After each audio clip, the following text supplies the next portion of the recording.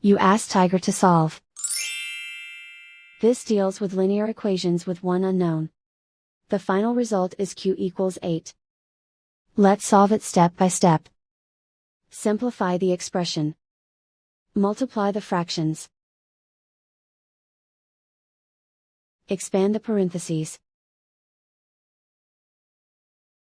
Group like terms. Multiply the coefficients. Simplify the arithmetic. Find the greatest common factor of the numerator and denominator.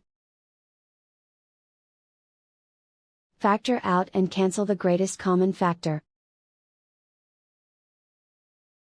Simplify the arithmetic. Break up the fraction. Simplify the fraction. Find the greatest common factor of the numerator and denominator. Factor out and cancel the greatest common factor. Swap sides.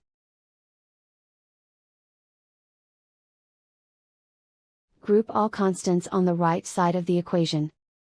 Add 10 to both sides. Simplify the arithmetic.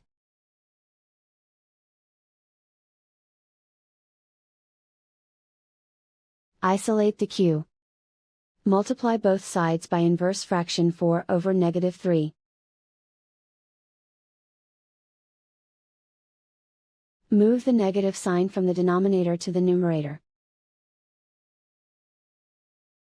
Group like terms. Multiply the coefficients. Simplify the arithmetic.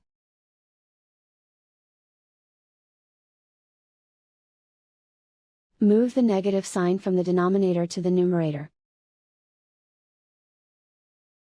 Multiply the fractions. Simplify the arithmetic.